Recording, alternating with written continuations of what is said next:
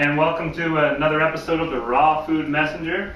I'm Fabian Forte, and today I'm very excited because we're going to be doing a recipe.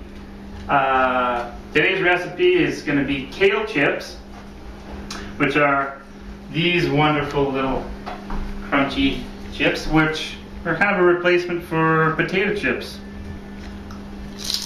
I love them. But anyway, I'll show you how we do this. But before we get started, I just wanted to introduce you to our kale leaf. It's a really wonderfully highly nutritious vegetable, and it's actually very easy to grow, and they're available all year round here in Edmonton, Canada. Some of the benefits of kale are this. Kale, it's very low in calories, very high in fiber. It's great for aiding in your digestion. It's very high in iron. Actually, it's higher in iron than beef. And it's very necessary to have adequate iron in your system because it's very important to help you assimilate other vital nutrients, like vitamin B12, which is an object of concern for many vegans and raw vegans. Another great thing, it's loaded with lots of powerful antioxidants, which like carotenoids and flavonoids, which fight various cancers in your system. It's high in omega-3 fatty acids. It's also great for your cardiovascular support and really helps to lower your cholesterol levels. It's high in vitamin A, which is great for your skin and your vision. Okay? It's also high in vitamin C, which helps your immune system and helps to keep you hydrated, which is also very important. So this little leafy green here is higher in calcium than milk. So you can get all the calcium you need from kale and leafy green vegetables like kale.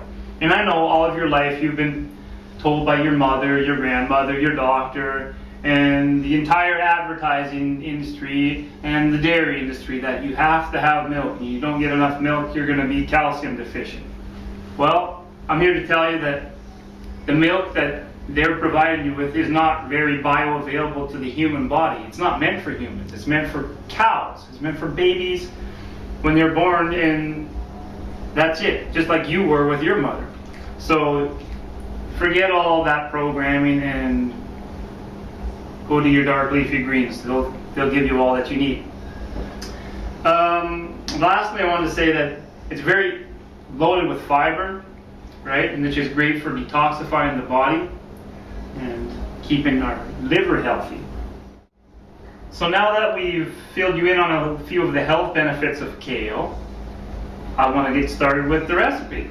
So what you're going to need is 1 or 2 heads of kale, depending on how many chips you want to make. I'm just going to do 1 head of kale here. We've got most of it broken up right now. But I'll just show you a little tip on how I like to peel the kale. Just get your hand and your thumb and just pull the kale through there. And I broke this down, which happens sometimes, but don't worry, you can just peel the leaves off the side like that. And depending on how big you want the pieces, I mean, we like to have the larger pieces so we can bite off of them and they're a little easier to work with. So break them up here. And also you're going to need some miso, some onion powder, some olive oil, some balsamic vinegar, and a little bit of maple syrup. Oh, and I should note Maya loves to watch me make kale chips. She actually loves this stuff. You want some kale, Maya? You little girl. That's like one of her favorite things. Actually, I feed her the stems if I don't use them. So, what we're going to do now is take all the ingredients, we'll start with the liquid ingredients. So we'll go with the balsamic vinegar, put that into the bowl, and then I'll Put the maple syrup. And I'm going to get all the maple syrup out of there, so I'll get my spatula. This maple syrup in Canada is very expensive. We like to buy the organic maple syrup, the number 3, because it's higher in minerals and less processed.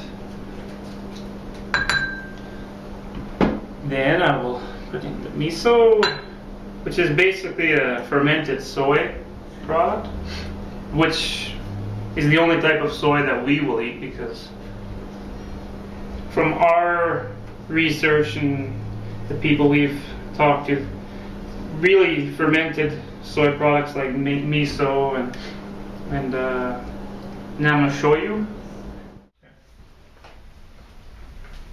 So we're just going to finish stirring up our mixture here.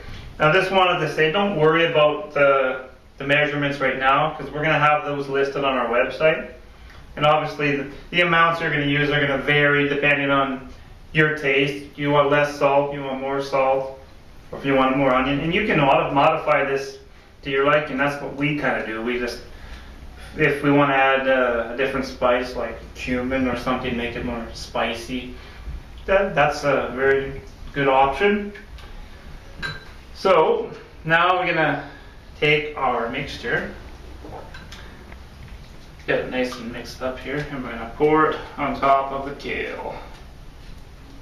Try to put it out evenly.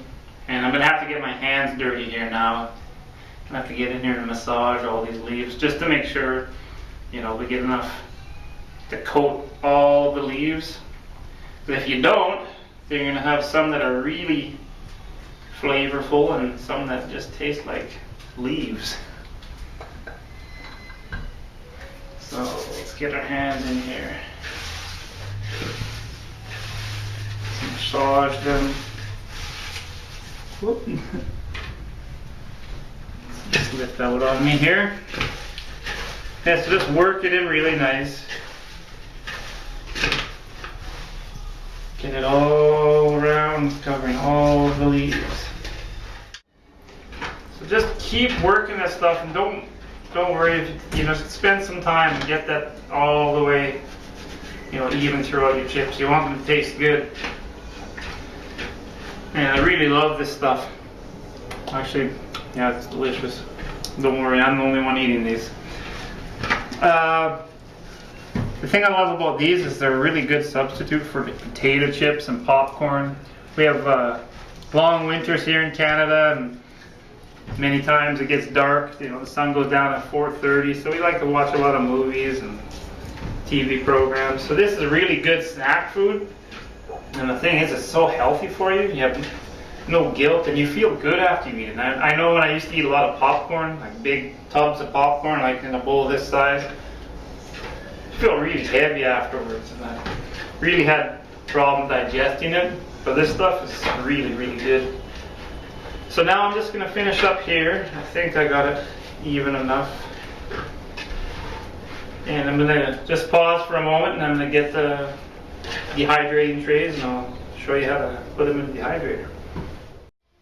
Okay, we're back. We've got our dehydrating trays here. You're gonna need, unfortunately, a dehydrator for this recipe. There's many varieties you can get. We just have a Sedona dehydrator. It's a really wonderful dehydrator. We're really happy with it. It's all electronic. It has a temperature control system. Really great. There's other options though. There's, on a more economical level, you can get a Excalibur dehydrator. They're very popular, very, very good dehydrators, and they're in the $100 range. This guy's a little closer to $400, but it's more of an appliance-like dehydrator. You can get by for this recipe and on a $30 to $40 circular type dehydrator. They don't have any temperature controls or timing controls like that, so you're going to have to watch that, basically keep an eye on it, but you can get by with them. So we'll start now to put our kale leaves onto the dehydrator trays, and be mindful that you want to spread them out, not putting them too close together. because when you do that, you slow down the drying time. And I don't know about you, but I kind of want to eat this stuff, you know, today. So normally we put them in for between 8 to 12 hours, and that really depends on how wet the leaves are. If you use a thicker sauce like many recipes have with, you know, cashews and a lot of nuts that make them creamy, those ones do take a lot longer to dry. So keep that in mind when you're making them. If you want to have, you know, have them for tonight and you're making them in the morning, yeah, just try to make them with a little drier sauce. Yeah, so you want to have this done fairly fast, so I'll just, depending, you know, I have 3 trays here, so I'm probably going to use them all so that the leaves aren't too close together. Sometimes when I'm limited for space, I don't have much of an option, so I tend to put them closer. But in this case, I have basically the whole dehydrator to work with. So I'll spread them out. Man, they smell so good. And you know what, there's another option if you are inclined. You can just eat these things raw the way they are. Actually really good. Yeah. Kind of like a little kale salad. But when you're craving that crunch, this really hits the spot. So I will just grab my towel here. So I still have some cashews that I just dried. We soak our cashews, and all of our nuts for that matter, when we buy them, and dehydrate them so that all the enzyme inhibitors are soaked away and released. So we can just eat them when we want to without having to remember to soak them before we eat them, because that happens a lot. You just want to go make something with nuts and we can't eat them really because you have to soak them first, and that usually requires 8 hours, so that's kind of what we do. But back to the kale. We're going to turn the dehydrator on. We're going to pick our temperature of 115, which is already set in there.